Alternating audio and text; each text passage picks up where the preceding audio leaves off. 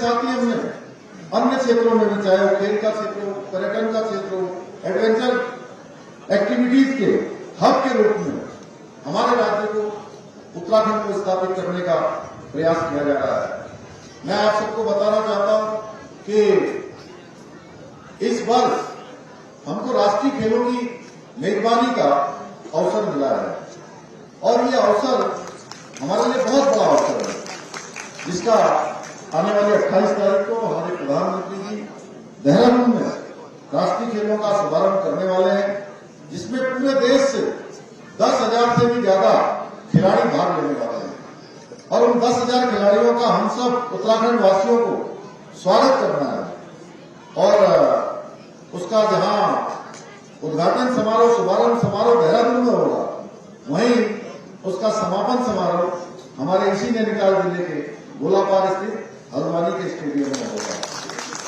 भाइयों बहनों, आज जहां अनेक गतिविधियां आगे बढ़ रही हैं, इसी क्रम में आज नैनीताल, भीमताल, भवाली क्षेत्र में सड़क का क्षेत्र हो, स्वास्थ्य, पेयजल एवं इससे जुड़ी हुई अनेक परियोजनाओं पर तेजी से काम चल रहा है।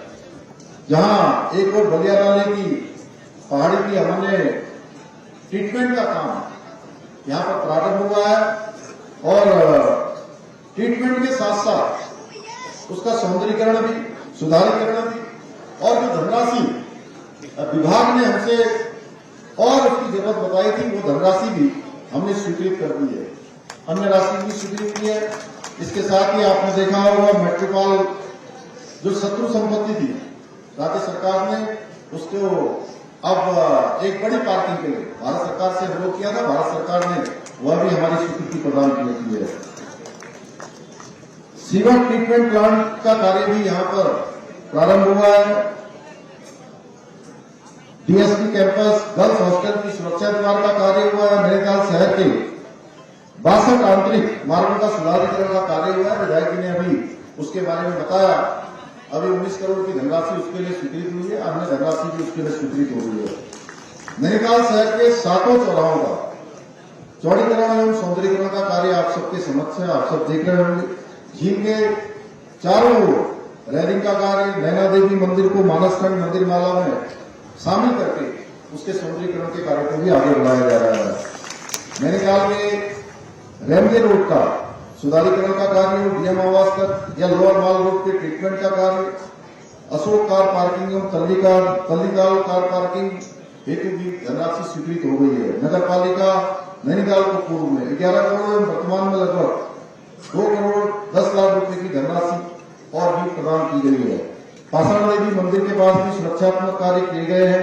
ठंडी सड़क का सौंदर्यीकरण का कार्य किया गया है। वर्ष 2002 के बाद नैनीताल शहर में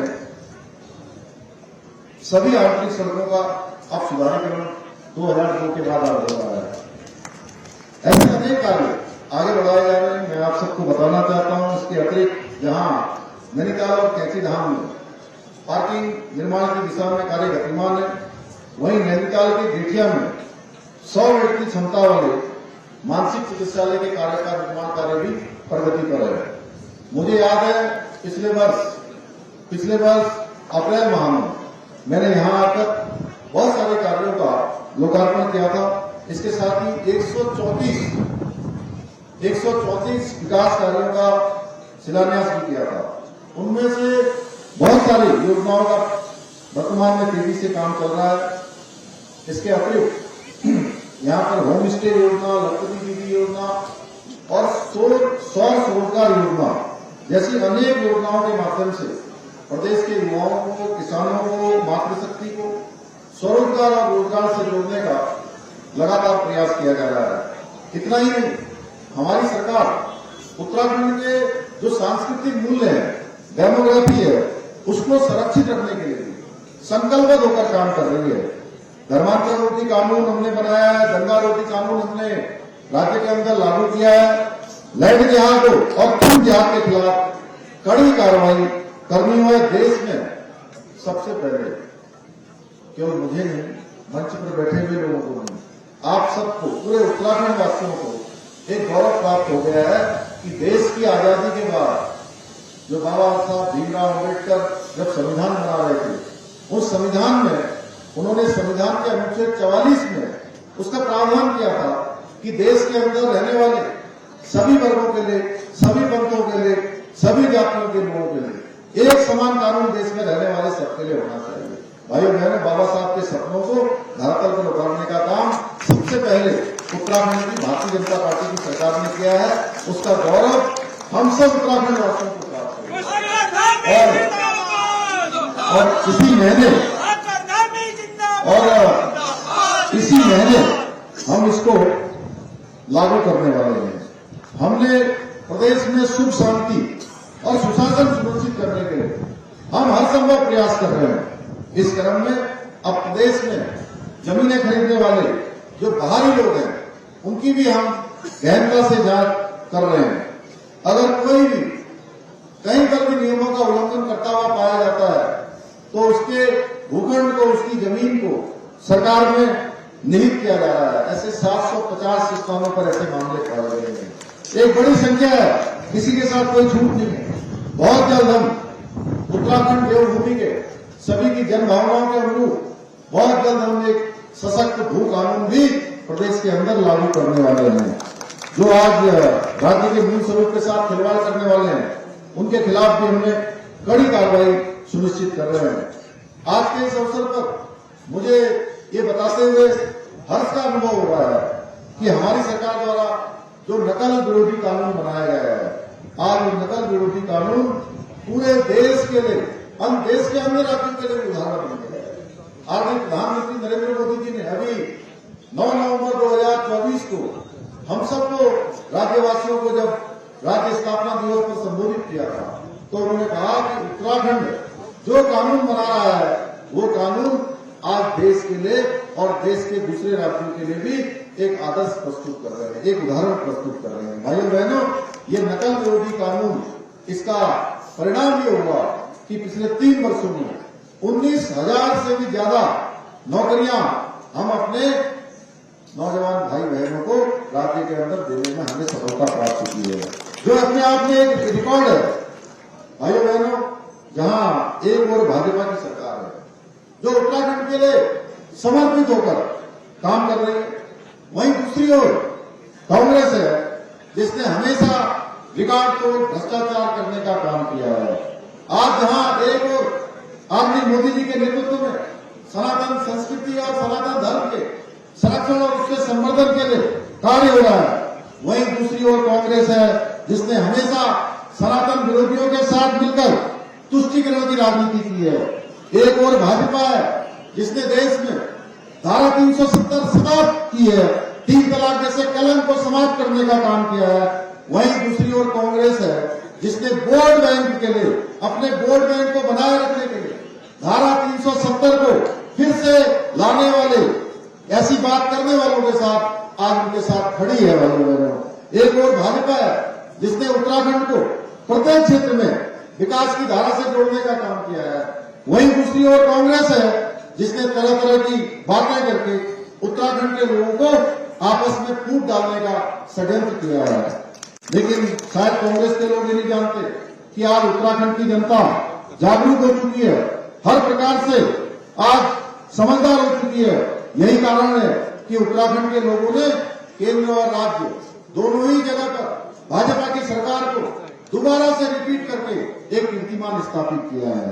भाइयों बहनों, केंद्र और राज्य दोनों जगह पर ये लोग जब हार गए हैं तो अब इनकी पूरी कोशिश है कि किसी भी प्रकार से आप निकाय के चुनाव में जीत जाएं, जिससे अपने भ्रष्टाचार का खेल वो फिर से शुरू कर सकें।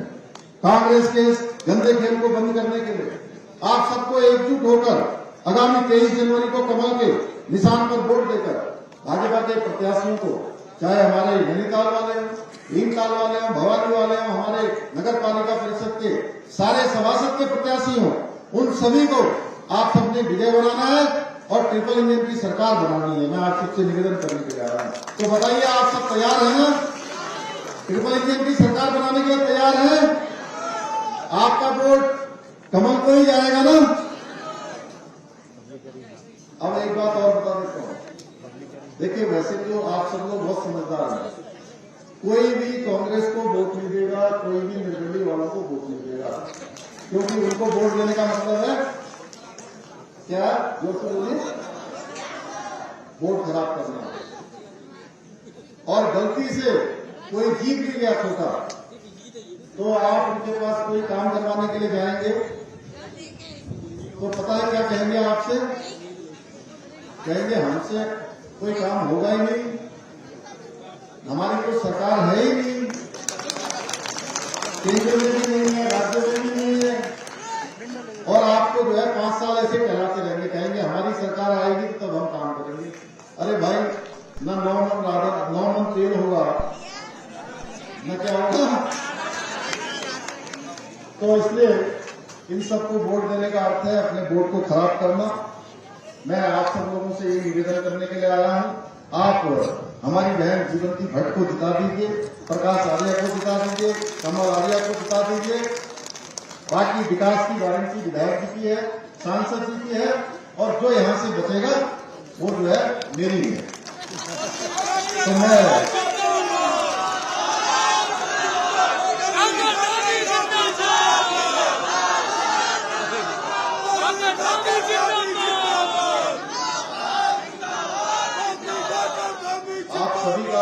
आप सभी का ये जोश देखकर, ये उत्साह देखकर मुझे पूरा विश्वास है कि आप लोग 23 जनवरी को कमल के निशान वाला जो मोहर लगाकर, कमल के निशान वाले खाने पर मोहर लगाकर नैनीताल, भीमताल और भवानी और पूरे जनपद में सभी भारतीय प्रत्याशियों को भारी मतों से जिताएंगे, ट्रिपल इंजन की सरकार बनाएंगे। इतना ही आप सबसे निवेदन करता हुआ आप सबका धन्यवाद करते हुए और भगवान सूर्यनारायण आगे उनको प्रणाम करते हुए आप सबको फिर से एक बार शुभकामनाएं करते हुए अपनी बात समाप्त करता हूँ।